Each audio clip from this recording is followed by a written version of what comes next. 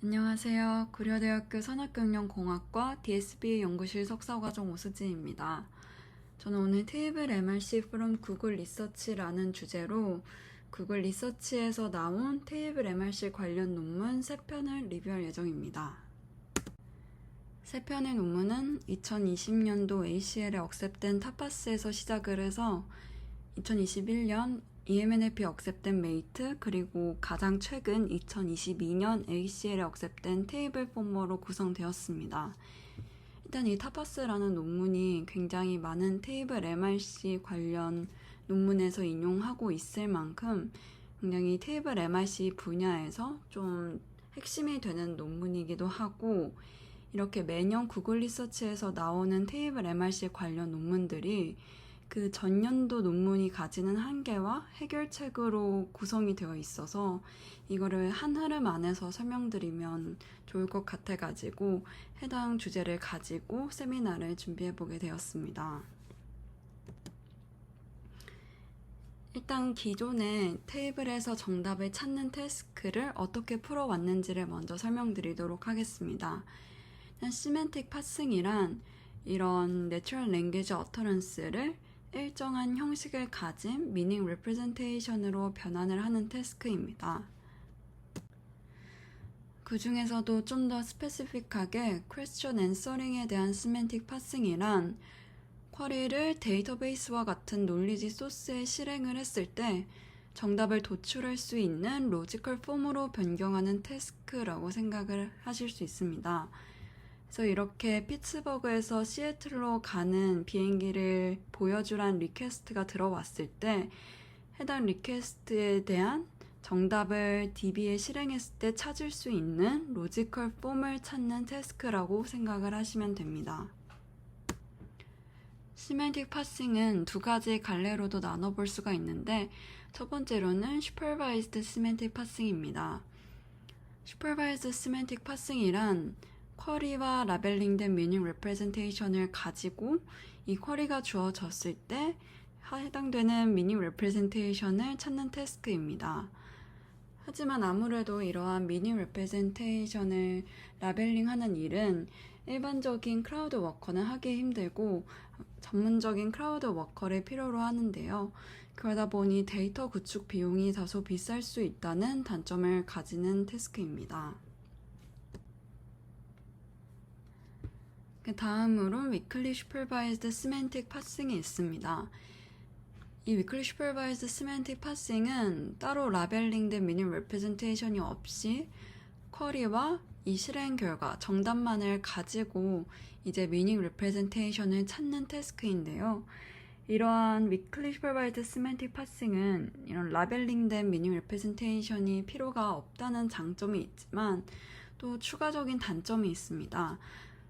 첫 번째로는 이런 동일한 정답을 내지만 질문에서 의도한 대로 유도된 로지컬 폼이 아닌 이런 스퓨리어스한 로지컬 폼에 대처해야 된다는 단점이 있고, 또 쿼리가 주어졌을 때 정답을 낼 수 있는 미닝 레프레젠테이션은 사실 정답 미닝 레프레젠테이션 말고도 엄청 다양하게 나올 수가 있습니다.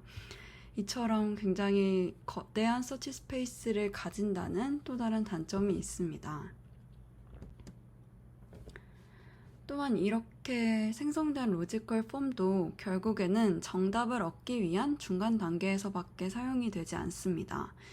그래서 어차피 이렇게 중간 단계에서밖에 사용되지 않는 미닝 레프레젠테이션을 굳이 만들지 말고 아예 테이블에서 바로 정답을 찾는 이런 엔드-투-엔드 모델을 만들면 어떨까 하는 모티베이션으로 이제 첫 번째 논문인 타파스가 ACL 2020년도에 공개되었습니다.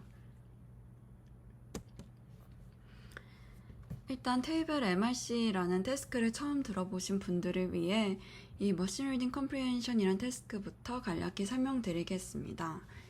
이 기계 독해라고도 부르는 태스크는 질문과 질문 관련 텍스트가 주어졌을 때 질문에 해당하는 정답을 텍스트에서 찾아내는 태스크입니다. 그래서 대표적인 활용 분야로는 이렇게 한 번쯤 검색하다가 보셨을 지식 스니펫이 있는데요. 제가 이렇게 디즈니 플러스 멤버십 가격이란 쿼리를 주었을 때 이 아래 관련 텍스트 그리고 좀 볼드 쳐진 부분이 있는 것을 확인할 수가 있습니다.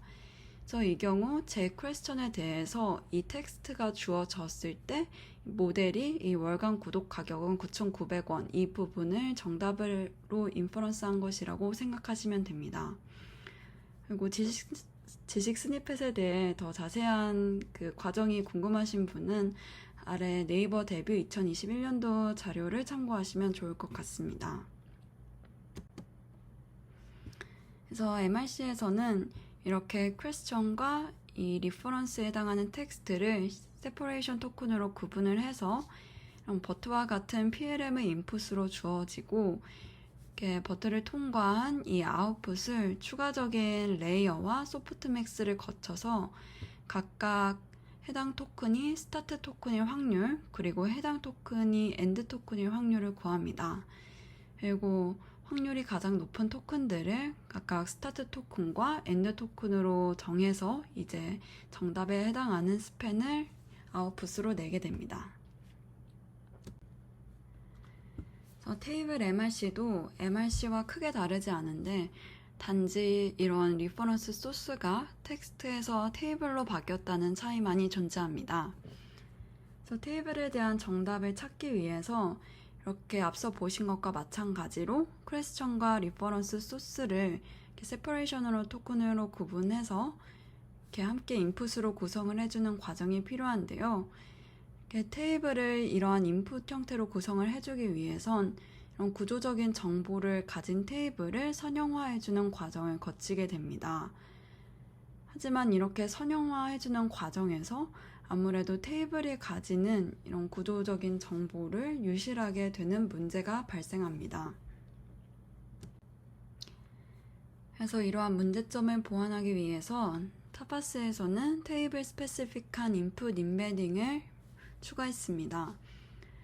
그래서 보시면 총 6가지의 인풋 인베딩으로 구성이 되는데 일단 가장 위에 토큰 인베딩, 포지션 인베딩, 세그멘트 인베딩은 기존 버트 설정을 거의 그대로 가져가고 있고 좀 특별하다고 볼 수 있는 인베딩은 이 아래 3가지 인베딩입니다. 일단 가장 먼저 컬럼 인베딩은 해당 토큰이 어떤 컬럼에 속하는지를 나타내주기 위한 인베딩이고 이 로우 인베딩은 해당 토큰이 어떤 로우에 속하는지를 나타내주기 위한 인베딩입니다. 그래서 컬럼 인베딩은 맨 왼쪽 컬럼부터 1로 카운트를 하고 있는 것을 확인해 볼 수가 있고 이 로우 인베딩은 이 헤더 부분을 제외한 첫 번째 로우부터 1로 카운트하고 있는 것을 확인할 수가 있습니다. 그리고 좀 더 특별한 인베딩으론 이 랭크 인베딩이라는 것이 있는데 아무래도 이런 단어들이 워드피스로 분절이 되게 되면 이 단어가 가지는 비교급에 대한 정보가 손실되게 됩니다. 그래서 특정 컬럼에 속하는 밸류들이 플로트나 데이트 형태로 파싱이 가능한 경우 해당 값들의 뉴머릭한 랭크를 나타내는 이런 랭크 인베딩을 또 추가하게 되었습니다. 그래서 이 발표일을 보시면 이 발표일에 해당하는 그 셀들은 이 데이트 형태로 파싱이 가능하다고 생각을 해볼 수가 있는데요. 이 7월 18일에 해당하는 이 셀이 8월 4일에 해당하는 셀보다 더 앞선 날짜이므로 1로 그리고 이 8월 4일에 속하는 셀들이 2로 지금 나타나고 있는 것을 확인할 수가 있습니다. 그리고 타파스에서는 추가적인 테이블 데이터를 가지고 프리트레이닝을 진행을 하는데요. 이미 거대한 텍스트 코퍼스로 학습된 많은 프리트레인드 랭귀지 모델들이 여러 자연어 처리 태스크에서 좋은 성적을 내고 있다는 것을 우리는 알고 있고 그러므로 마찬가지로 거대한 테이블 데이터에 대해서도 추가적인 프리트레이닝을 진행을 하게 되면 텍스트와 테이블 간에 그리고 또 헤더 셀과 헤더 컬럼에 속하는 셀들 간에 많은 커릴레이션을 추가적으로 배울 수 있을 것이라는 모티베이션을 가지고 프리트레이닝을 진행을 하게 됐다고 합니다. 그래서 직접 테이블 데이터를 구축을 하였는데 위키피디아에서 620만 개의 테이블을 추출을 하였고 또 최종 태스크에서 이러한 구조적인 테이블과 그냥 일반 텍스트인 퀘스천이 함께 인풋으로 들어가는 것을 고려하여 테이블 캡션과 아티클 타이틀, 디스크립션 등을 총 2130만 개의 텍스트 스니펫을 구축하였다고 합니다. 그래서 테이블 부분을 좀 더 자세히 설명을 드리자면 500개 이하의 셀을 가지는 테이블만 추출을 하였고, 또 이렇게 헤더가 하나의 로우로 구성이 된 호리존탈 테이블만 추출을 하였다고 합니다. 하지만 위키피디아에서 한 번쯤 보셨을 이런 인포 박스에 해당하는 테이블의 경우에는 이런 버티컬한 테이블 형태로 되어 있는데, 이 경우 호리존탈 테이블로 변경을 하는 과정을 추가적으로 거쳤다고 합니다. 그리고 프리트레이닝 오브젝티브는 버터의 마스크드 랭귀지 모델링 방식을 그대로 가져가고 있는데요. 차이가 있다면 마스킹 되는 토큰의 그런 단위가 기존에는 오른쪽 상단에서 보시는 것처럼 워드피스 단위였다면, 해당 테이블 프리트레이닝에서는 이 텍스트의 경우에서는 단어 단위로 마스킹을 진행을 하고, 테이블의 경우에서는 셀 단위로 마스킹을 진행을 했다는 이런 마스킹 단위만의 차이가 있습니다. 그리고 버터의 또 다른 프리트레이닝 오브젝티브 중 하나인 넥스트 센텐스 프레딕션과 유사한 방식으로 이 테이블이 텍스트와 연관된 테이블인지 아니면 단순 랜덤하게 추출된 테이블인지 예측하는 태스크도 실험을 하긴 했지만 최종적으로 성능 향상을 보이지 못해서 제외를 하였다고 합니다. 그리고 좀 더 효율적인 프리트레이닝을 위해서 인풋으로 들어가는 워드피스의 시퀀스 랭스를 일정 길이로 제한을 했습니다. 그래서 텍스트 스니펫의 경우에는 랜덤으로 8개에서 16개의 워드피스를 선택을 하고, 테이블의 경우에는 각 컬럼명과 각 셀별로 일단 첫 번째 단어만 인풋에 추가를 한 뒤 이후 워드피스의 버젯이 다 찰 때까지 다음 단어들을 순서대로 추가하는 방식으로 최종적으로 이 128개로 인풋 길이를 제한을 할 수가 있었다고 합니다. 그 다음으로 앞서서 테이블 데이터를 가지고 프리트레이닝을 완료한 타파스 모델을 가지고 이제 진짜 테이블에 대해 정답을 찾아 나가는 파인튜닝 과정을 진행을 하게 됩니다. 이 파인튜닝 과정의 목표는 질문과 테이블 그리고 정답이 주어졌을 때 이 질문을 테이블에 실행을 했을 때 정답을 도출할 수 있는 테이블 셀들의 부분 집합과 추가적인 어그리게이션 오퍼레이터로 매핑시키는 것인데요. 그래서 정답의 유형에 따라 총 3가지 예제로 구분을 해볼 수가 있습니다. 첫 번째로는 만약 정답이 숫자가 아닌 경우에는 어떠한 추가적인 연산도 없이 그냥 테이블에서 바로 정답에 해당하는 셀을 찾으면 되는데, 이 경우 셀 셀렉션으로 구분을 지어볼 수가 있고, 만약에 정답이 숫자이지만 정답이 테이블 안에 존재하지 않는 경우에는 반드시 어떠한 여러 셀들을 가지고 추가적인 연산을 거친 것을 확인해 볼 수가 있습니다. 그래서 이 경우에는 스칼라 앤서로 구분이 지어지고, 그 다음에 정답이 숫자이면서 정답이 테이블 안에 존재하기도 하는 경우에는 이 정답이 그냥 바로 셀을 선택해서 나온 정답인지 아니면 여러 셀들을 가지고 추가적인 연산을 거쳐서 도출된 정답인지를 알 수가 없기 때문에 이러한 예제의 경우에는 ambiguous answer라는 또 다른 경우로 구분을 지어볼 수가 있습니다. 그래서 가장 먼저 정답이 숫자가 아니어서 바로 그냥 셀을 선택하면 되는 셀 셀렉션에 해당하는 예제들에 대한 파인튜닝 과정을 보시겠습니다. 이 셀 셀렉션에 해당하는 예제를 학습하는 로스는 총 3가지로 구성이 됩니다.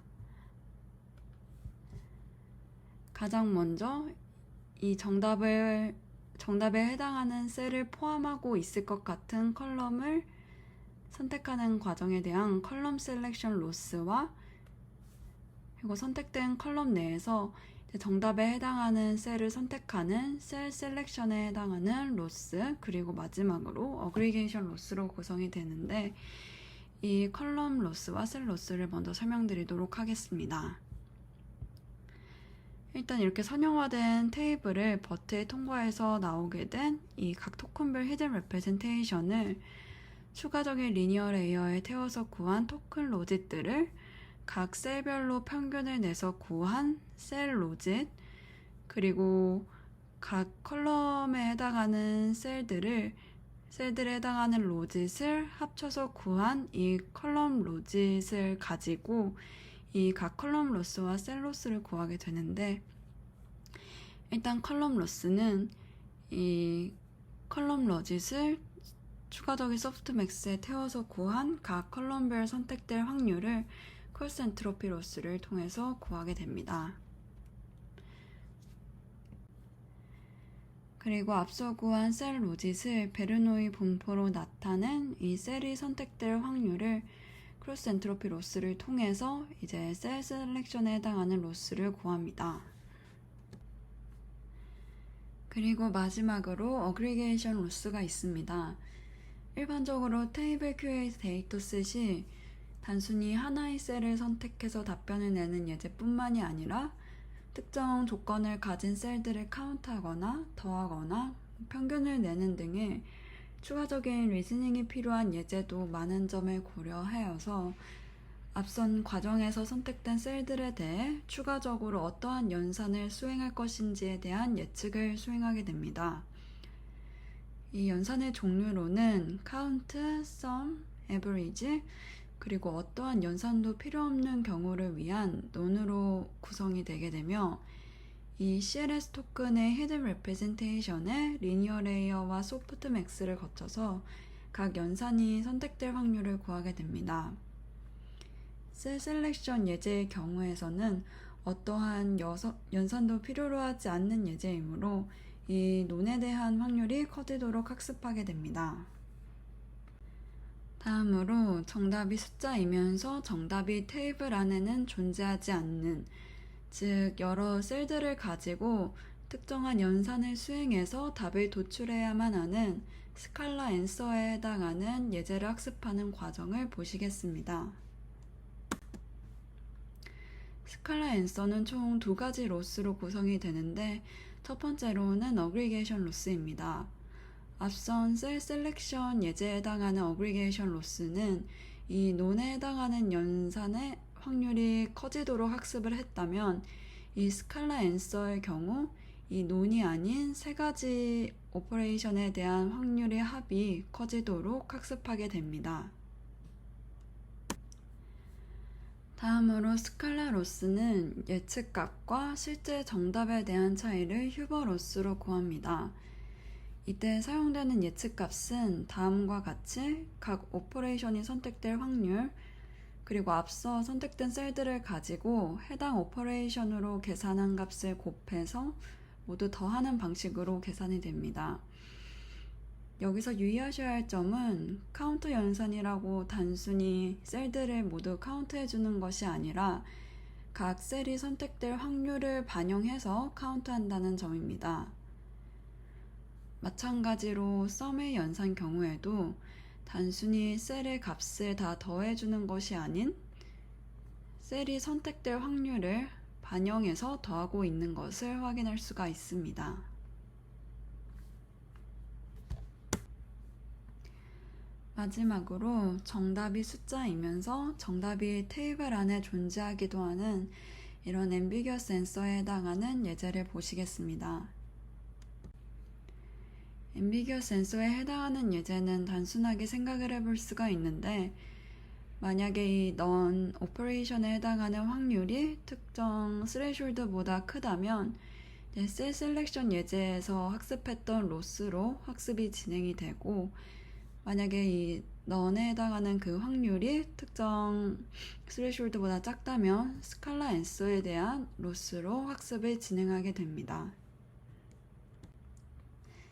지금까지 학습 과정을 설명드렸고, 마지막으로 실험과 결과 부분에 대해서 말씀드리도록 하겠습니다. 실험에서 사용된 데이터셋은 총 3가지로 가장 먼저 위키피디아 기반으로 구축된 텍스트 투 SQL 데이터셋인 위키SQL, 그리고 위키피디아 기반으로 구축된 테이블 QA 데이터셋인 위키TQ가 있습니다. 이 위키TQ 데이터셋은 이 위키SQL과는 달리 질문과 테이블 그리고 정답으로 구성됐다는 차이가 있고, 그리고 SQA 데이터셋은 이 위키TQ 데이터셋을 기반으로 복잡한 하나의 질문을 쉬운 여러 질문으로 디컴포즈해서 제작된 테이블 QA 데이터셋입니다. 메인 결과를 먼저 설명드리자면, 가장 먼저 위키SQL 데이터셋과 같은 경우에 기존 소타 모델과 굉장히 비등비등한 성능을 냈다고 합니다. 이 아래에 있는 이 Fully Supervised 같은 경우에는 이 위키SQL과 같은 경우 어노테이션된 SQL 데이터가 있기 때문에 정답을 내기 위해서 어떠한 어그리게이션 오퍼레이터 또 어떠한 셀들을 사용했는지를 구할 수가 있습니다. 그래서 그렇게 후처리로 구한 골드 어그리게이션 오퍼레이터와 선택된 셀들을 가지고 학습을 진행한 경우에 이렇게 더 높은 성능을 보일 수 있었다고 합니다. 그리고 위키TQ 데이터셋과 같은 경우에도 굉장히 준수한 성능을 보였고, 또 위키SQL이나 SQL 데이터셋으로 프리트레이닝을 진행을 한 다음에 이제 위키TQ에 대해서 학습을 진행해 봤는데 그 경우에 더 좋은 성적을 보였다고 합니다.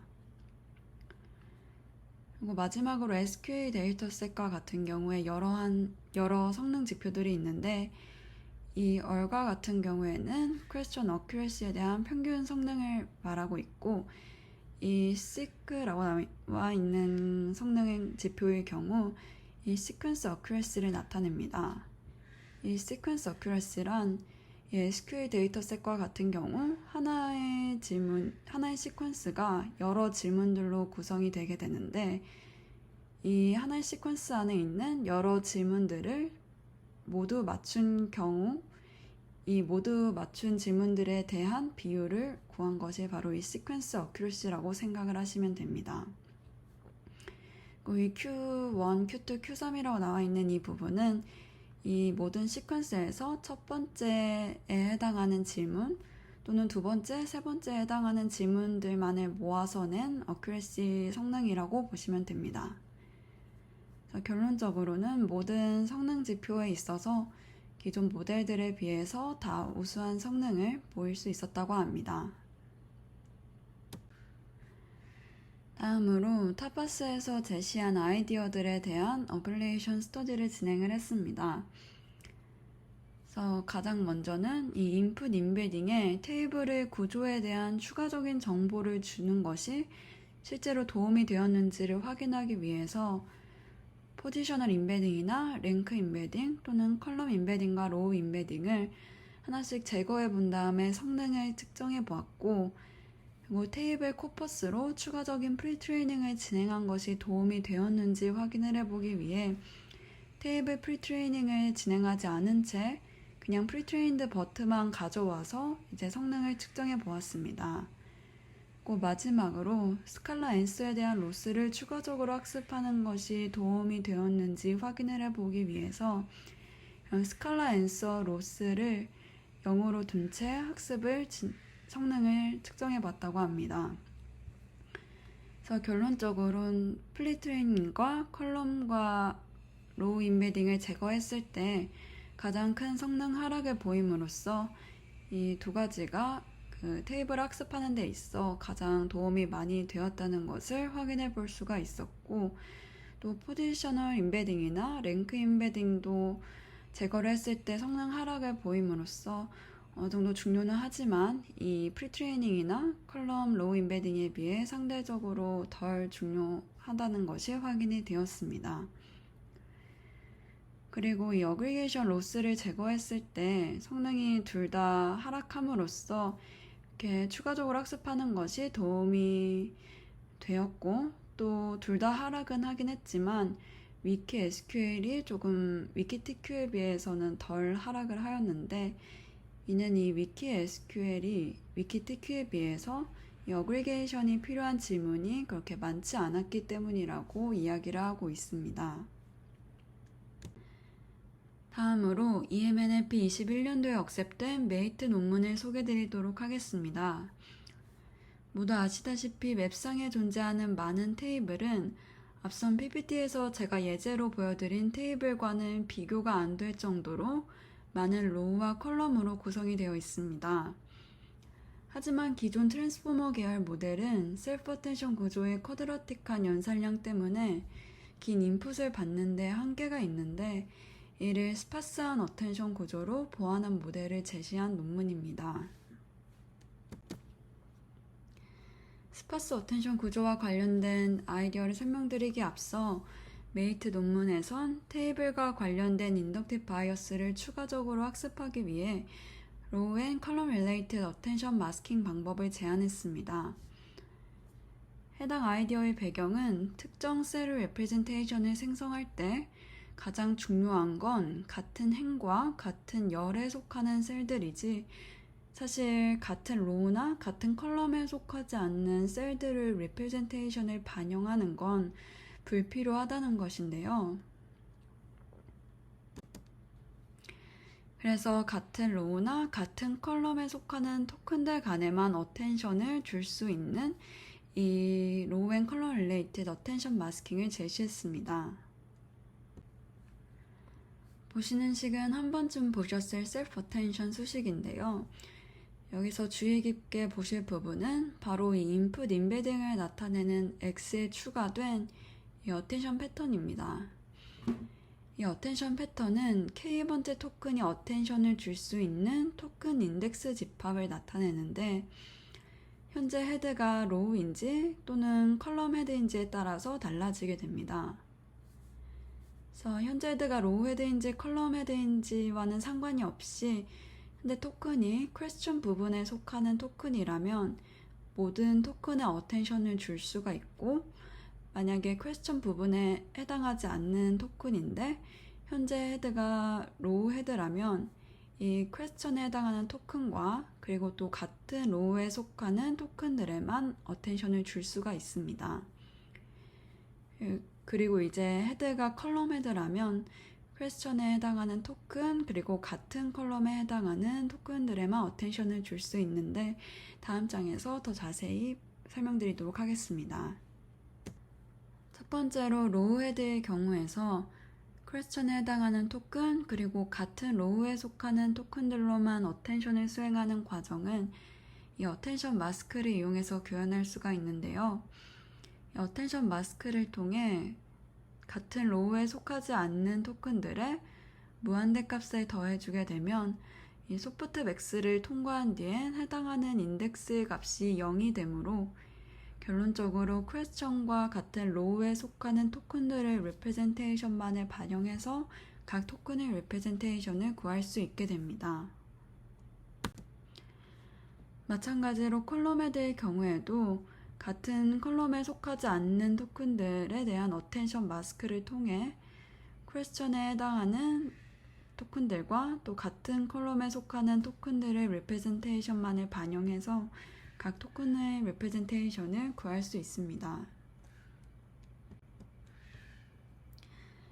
앞선 과정을 통해 테이블에 대한 추가적인 인덕티브 바이어스를 학습하게 되어서 성능은 향상했지만 여전히 셀프 어텐션 과정에선 쿼드러틱한 연산량이 사용되고 있습니다. 그래서 이를 보완하기 위해 추가적으로 스파스 어텐션 구조를 도입했습니다.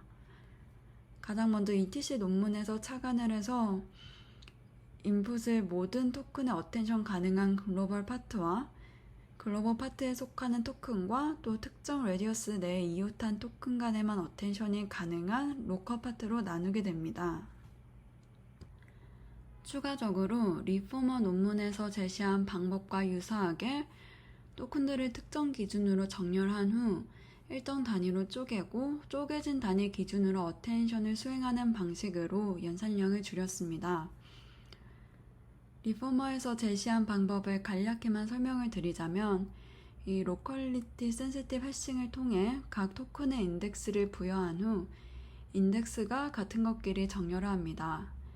인풋 시퀀스를 청크 단위로 분리한 다음에 같은 인덱스를 보유했으면서 같은 구역에 속하거나 또는 이전 구역에 속하는 토큰에만 어텐션을 주는 방식으로 연산량을 줄인 논문입니다. 리포머와 관련해 더 자세한 내용은 김정희 선배님의 리포머 논문 리뷰 영상을 참고하시면 좋을 것 같습니다. 리포머의 경우 로컬리티 센시티브 해싱을 통해 비슷한 컨텍스추얼 임베딩을 가진 토큰들이 같은 버켓에 속할 수 있도록 정렬을 했는데 리포머나 메이트 두 경우에서 모두 최종적으로는 동일한 버켓이나 인접한 버켓에 속하는 토큰 간에만 어텐션을 수행합니다. 그러므로 사실 어떤 기준으로 정렬을 할 것인지에 관한 질문은 특정 토큰의 레프레젠테이션을 생성할 때 어떤 토큰들의 레프레젠테이션만을 반영할 것인지에 대한 질문으로도 생각을 해볼 수 있으므로 이런 과정에서 정렬 기준은 매우 중요하다고 할 수 있습니다. 제가 앞서 설명드렸던 내용을 다시 한번 생각해보면 저희는 로우 헤드와 컬럼 헤드를 통해서 같은 로우나 같은 컬럼에 속하는 토큰들로만 어텐션이 수행되도록 유도했습니다. 이 경우 각 헤드별로 로우 아이디 또는 컬럼 아이디를 기준으로 정렬한 뒤 버켓팅을 수행하게 되면 동일한 버켓 또는 인접한 버켓에 속하는 토큰들이 곧 같은 로우, 같은 컬럼에 속하는 토큰들이 되므로 저희가 앞서 의도했던 대로 같은 로우, 같은 컬럼에 속하는 토큰들의 레프레젠테이션만을 반영해서 토큰의 레프레젠테이션을 생성하면서 동시에 어텐션 연산량은 매우 줄일 수 있게 됩니다. 메이트는 인풋 임베딩 부분이나 스파스 어텐션 부분을 제외한 프리트레이닝 과정의 전반적인 아이디어는 타바스와 동일하게 가져가고 있고 파인튜닝 과정에선 포인트 R이란 투 스테이지 프레임워크를 새롭게 제시하고 있습니다. 프레임워크를 설명드리기 앞서 다른 두 논문에서는 사용되지 않은 메이트 논문에서만 실험을 진행한 하이브리드 QA 데이터셋을 먼저 소개드리겠습니다. 하이브리드 QA 데이터셋은 태블러와 텍스처럴 데이터에 대해서 멀티홉 퀘스천 앤서링을 수행하기 위한 데이터셋인데 여기서 특별하게 볼 수 있는 부분은 이 테이블 데이터에 대해서 이 엔티티 링크가 포함된 점입니다. 테이블과 함께 각 테이블 셀 내에 존재하는 엔티티와 연결된 이 패러그래프가 함께 구성이 되어 있으므로 여튼 답을 내기 위해선 테이블과 함께 각 엔티티별 디스크립션을 함께 고려해야 됩니다. 그래서 롱 시퀀스에 대해 성능을 확인해 보고 싶은 메이트 논문에 적합한 데이터셋이라고 할 수 있습니다. 다음으로 포인트 I 프레임워크는 Pointing to the correct expanded cell and then reading a span from it의 줄임말이라고 생각해 볼 수 있습니다. 즉 정답을 포함하고 있을 것 같은 셀을 1차적으로 선택하고 선택된 셀 내에서 정답 스팬을 추출하는 2스테이지로 구성되는 프레임워크입니다. 이러한 과정이 퀘스천과 연관된 패세지를 외부 놀리지 소스에서 찾아오고 찾아온 패세지 내에서 정답을 추출해내는 이런 오픈 도메인 퀘스천 앤서링의 파이프라인과 굉장히 유사하다고 논문에서 이야기하고 있습니다.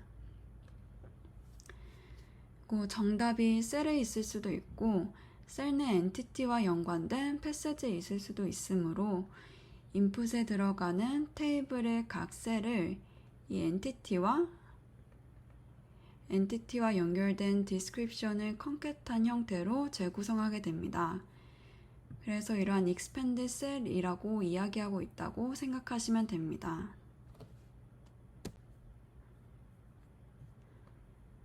가장 먼저 투스테이지 프레임워크에서 첫 번째로 정답을 포함하고 있을 것 같은 셀을 선택하는 셀 셀렉션 스테이지를 먼저 설명드리도록 하겠습니다. 가장 먼저 셀 셀렉션 스테이지에서는 앞서 말씀드렸던 것처럼 셀 디스크립션까지 활용을 해서 테이블 셀을 확장하는 과정을 거치게 되는데 메이트는 테이블 전체를 인풋으로 받으므로 이 엔티티와 연결된 모든 디스크립션을 활용해서 셀을 확장시키는 것은 굉장히 비현실적입니다. 그래서 엔티티 디스크립션별로 TF-IDF 기준 질문과 가장 유사한 탑 K개의 문장만을 이용해서 셀을 확장하였다고 합니다. 그래서 K가 5일 때 전체 데이터 중 97%의 데이터에 대해서는 2048개의 토큰 내로 인풋을 구성할 수 있었으며 이 K가 5일 때도 2048개 내로 구성되지 못한 약 3%의 데이터에 대해서는 가장 긴 셀부터 트렁케이션 해나가는 방식으로 최종적으로 2048개 내로 인풋을 구성하였다고 합니다. 앞선 과정을 통해 확장된 테이블들을 인풋으로 받아서 각 토큰별 로짓을 구하게 되고 각 셀별로 각 셀에 속하는 토큰의 로짓을 평균 내서 이렇게 셀 로짓을 구하게 됩니다. 그리고 최종적으로 소프트맥스를 통과시켜서 각 셀이 선택될 확률을 구합니다. 다음으로 선택된 셀 내에서 이제 진짜 정답에 해당하는 스팬을 추출해내는 패시지 리딩 스테이지인데요. 앞서 선택된 셀 내에서 가능한 모든 조합의 스팬에 대해 스팬 로짓을 계산합니다. 여기서 스팬 로짓은 각 스팬별 첫 번째 토큰과 마지막 토큰의 히든 레프레젠테이션을 컨캣해서 추가적인 리니어 레이어와 소프트맥스를 태워서 각 스팬별 선택될 확률을 구하게 되고 결국 가장 확률이 높은 스팬을 최종 정답으로 도출하게 됩니다. 여기까지만 봤을 땐 이렇게 가능한 모든 조합의 스팬에 대해서 스팬 로짓을 구하는 것은 경우의 수가 너무 많지 않을까 생각을 해볼 수가 있는데요. 그래서 코드를 확인해 본 결과 이 스팬의 최대 길이를 하이퍼 파라미터로 설정해주고 있는 것을 확인할 수 있었습니다. 다음으로 실험과 결과에 대해서 말씀드리도록 하겠습니다.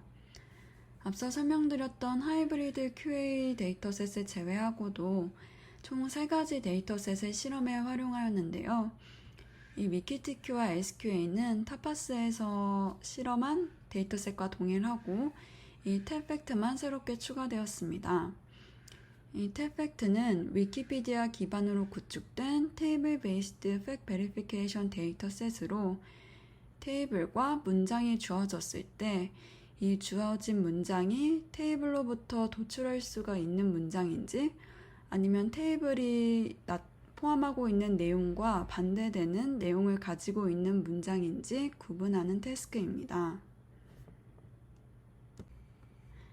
다음으로 메인 결과에 대해 말씀드리도록 하겠습니다. 하이브리드 QA 데이터셋의 경우 하이브리드 QA 논문에서 함께 제시한 하이브리더 모델과 효율적인 구조와는 다소 거리가 먼 2가지 베이스 모델의 포인트할 메커니즘을 결합한 결과 그리고 효율적인 구조를 고안한 2가지 베이스 모델과 최종적으로 메이트의 포인트할 메커니즘을 결합한 성능을 보여주고 있습니다. 결과적으로 메이트와 포인트할 메커니즘을 결합한 성능이 기존 소타였던 하이브리더 모델의 성능보다 약 19포인트 높은 성능을 보이며 새로운 소타를 달성했다고 합니다. 또 다른 3가지 데이터셋들에 대해서도 타파스와 성능을 비교해 본 결과 모든 데이터셋에서 타파스보다 우수한 성능을 보였다고 합니다.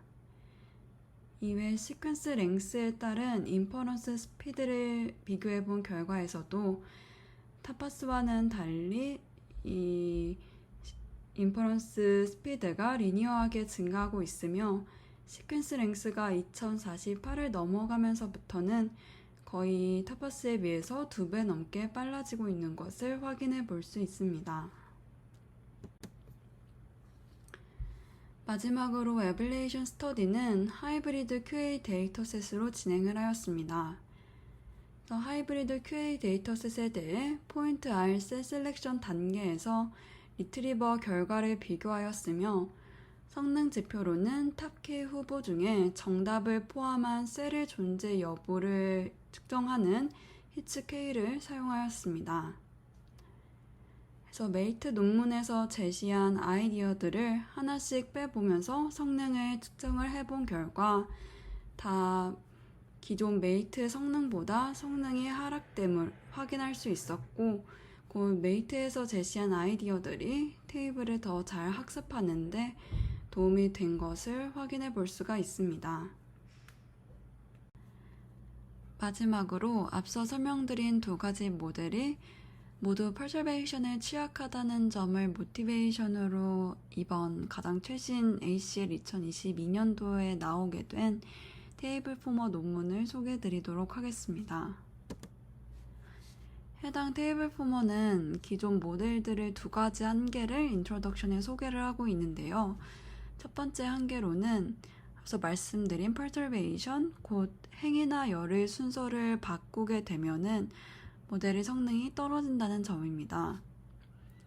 이렇게 아래 예시를 보시면 이 모든 이 노래의 길이 중에 어떤 노래가 가장 긴지에 대해서 물어보고 있는데, 정답은 보시다시피 이 5분 2초로 스퀘어 업이라는 노래가 가장 긴 것을 확인해 볼 수가 있습니다. 하지만 타파스의 경우에는 이 아래 이 5분짜리 노래를 정답으로 내고 있는데요. 이에 대한 근거로 기존 테이블을 생각을 해보면 일반적으로 이렇게 길이 순이나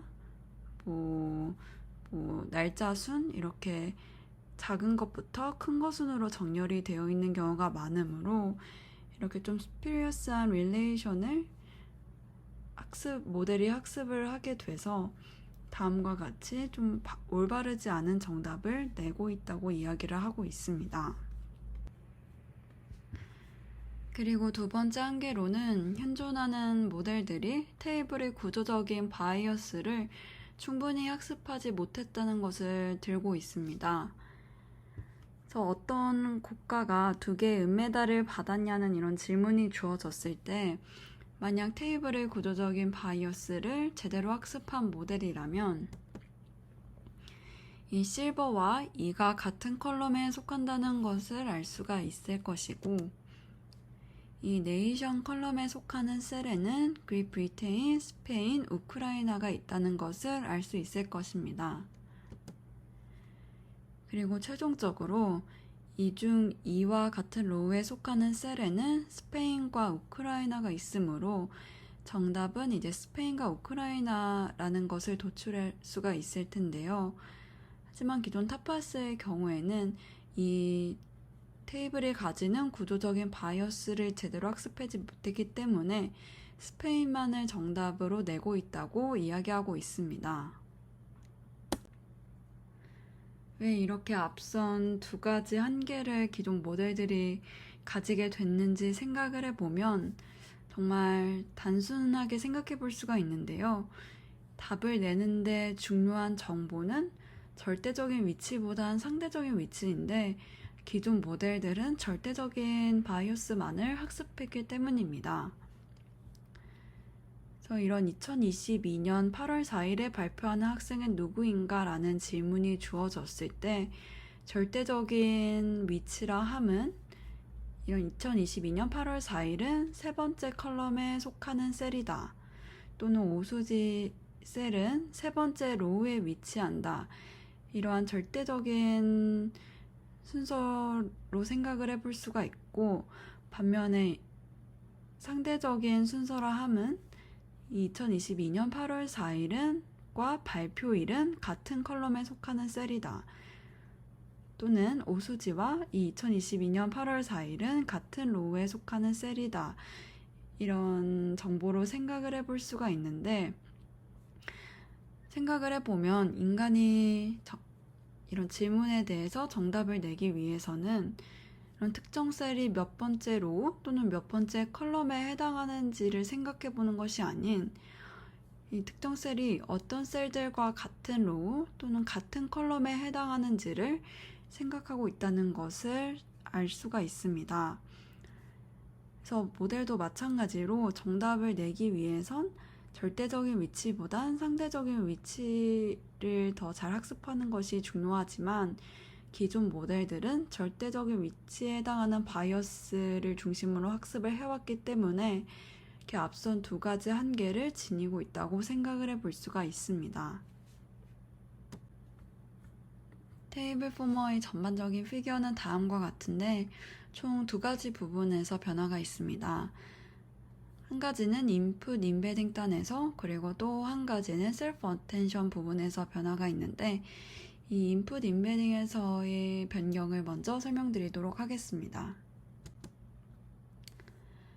앞서 말씀드린 것처럼 이 셀들의 절대적인 위치에 대한 정보를 학습하는 것은 오히려 스프리어스한 코릴레이션을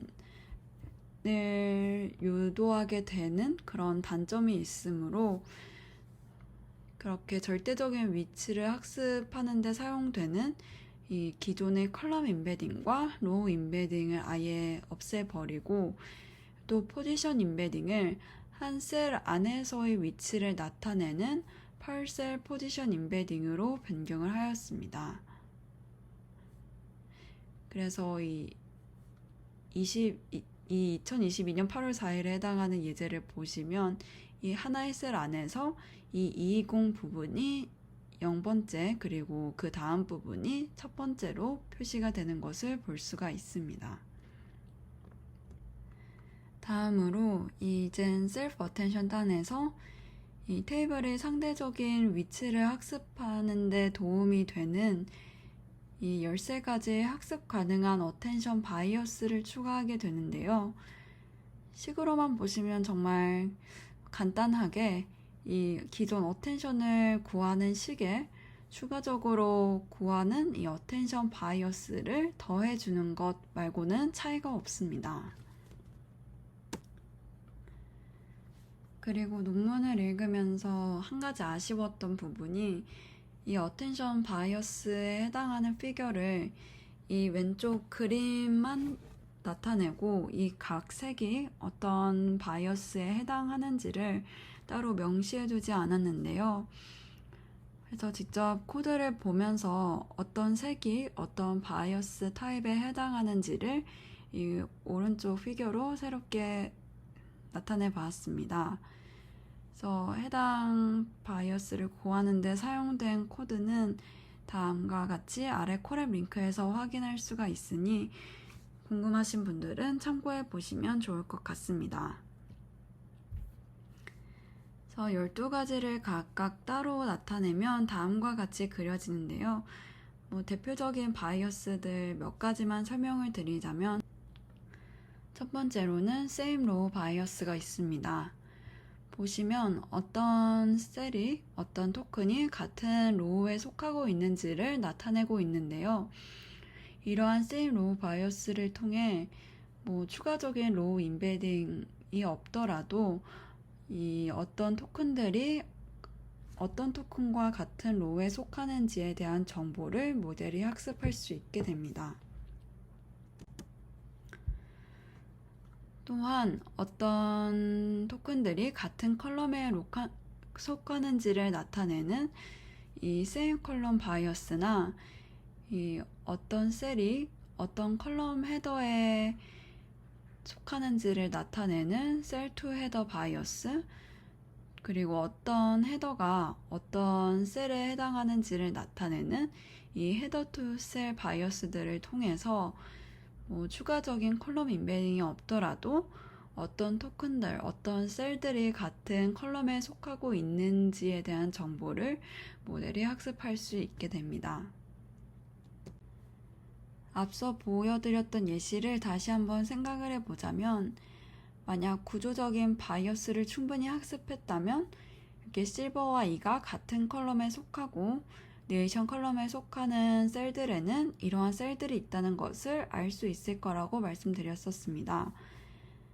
그래서 앞서 보여드렸던 same 컬럼 바이어스나 header to column cell, 또 cell to column header 바이어스를 통해서 이 테이블 포머 모델은 이 위에 두 가지에 해당하는 구조적인 바이어스를 지금 충분히 학습을 하게 되었고, 또 이와 같은 로에 속하는 셀은 스페인과 우크라이나라는 이런 정보는 same row 바이어스를 통해서 모델이 학습을 했을 것입니다. 그래서 결론적으로 테이블 포머는 이런 테이블의 구조적인 바이어스를 충분히 학습했기 때문에 올바른 정답을 도출하고 있다고 생각을 할 수 있습니다. 실험에 사용된 데이터셋은 총 3가지인데 셋 다 앞에서 말씀드렸던 데이터셋이므로 설명은 생략하도록 하겠습니다. 가장 먼저 SQL 데이터셋에 대한 메인 결과를 보시겠습니다. SQL 데이터셋에 대한 성능 지표로는 모든 질문에 대한 셀 셀렉션 어큐러시, 그리고 모든 시퀀스에 대한 셀 셀렉션 어큐러시, 그리고 모든 질문에 대한 디노테이션 어큐러시를 사용하였고 추가적으로 Variational Percentage라는 것을 고안하였습니다.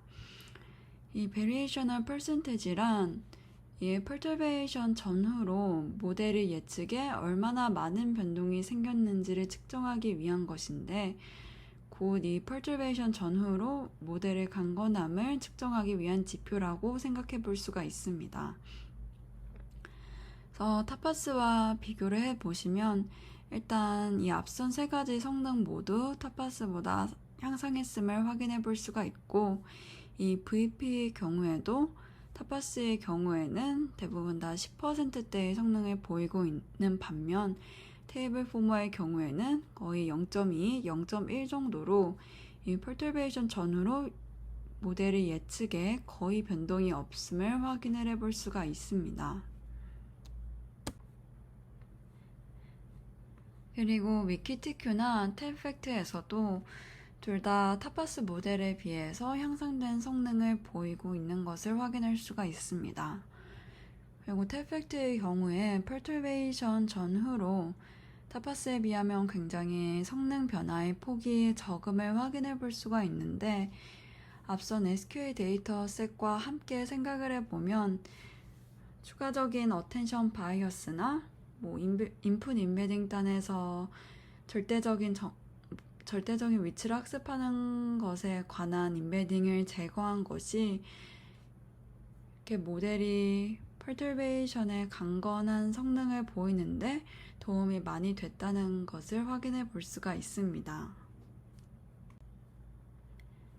그리고 해당 논문에선 어빌레이션 스터디로 각 어텐션 바이어스들이 얼마나 성능 향상에 기여했는지를 측정해 보았는데요. 실험은 SQL 데이터셋으로 진행이 되었습니다. 그래서 각 어텐션 바이어스들을 하나씩 제거해 보면서 성능을 측정해 본 결과 일단 모든 바이어스가 다 어느 정도는 성능 향상에 기여하고 있다는 것이 확인이 되었고 그중 이 세이로 바이어스를 제거했을 때 가장 큰 성능 하락을 보임으로써 이 같은 로우에 속하는 정보를 학습을 하는 것이 가장 성능에 큰 영향을 미친다는 것이 확인이 되었습니다. 그에 반해 상대적으로 세임 컬럼 바이어스를 제거했을 때는 성능에 그렇게 큰 영향을 미치지 않았는데 이에 대한 이유로 이 세임 컬럼 바이어스가 아니더라도 같은 컬럼에 속한다는 것에 대한 정보는 셀 투 컬럼 헤더나 헤더 투 컬럼 셀 바이어스를 통해 학습할 수 있기 때문이라고 이야기를 하고 있는데 그래서 같은 컬럼에 대한 정보를 학습하는 그런 관련 3가지 바이어스를 다 제거를 했을 때는 그래도 어느 정도 큰 성능 하락을 보였음이 확인이 되었다고 합니다. 마찬가지로 same row나 same column 바이어스를 통해서 이 같은 셀에 대한 정보를 학습할 수 있으므로 이 same cell 바이어스를 제거했을 때도 성능 하락이 그렇게 크지 않음을 확인해 볼 수가 있습니다. 마지막으로 테이블 MRC 분야에서 더 탐색해보면 좋을 것 같은 주제를 소개해드리고 발표를 마치도록 하겠습니다. 첫 번째론 스파이더와 같이 다중 테이블에 대한 연산이 필요한 데이터셋을 위한 테이블 MRC입니다. 타파스 논문에서도 타파스의 경우 하나의 테이블만 인풋으로 받으므로 여러 테이블에 대한 연산이 필요한 경우엔 대처하지 못하는 점을 한계로 언급했듯이 다중 테이블에 대해서 연산이 가능한 테이블 MRC 모델도 추후 더 탐색되면 좋을 것 같습니다. 두 번째론 하이라키컬한 구조를 가진 테이블에 대한 테이블 MRC입니다. 하이라키컬한 구조를 가진 테이블이란 아래 그림과 같이 로우나 컬럼 헤더가 계층적인 구조로 되어 있는 테이블을 뜻하는데, 최근 ACL에 이러한 구조를 가진 테이블 데이터셋에 대한 논문이 2편 공개되었고, AGAI 리서치에서 공개한 한국어 테이블 QA 데이터셋 관련 논문에서도 해당 구조를 가진 테이블을 언급하고 있습니다. 이렇게 하이라키컬한 구조를 가진 로우나 컬럼 헤더를 어떻게 효율적으로 선형화할 것인지, 또 이런 구조가 잘 반영된 각 헤더셀의 레프레젠테이션은 어떻게 구할 수 있는지 더 생각해 보면 좋을 것 같습니다. 이상 발표를 들어주셔서 감사합니다.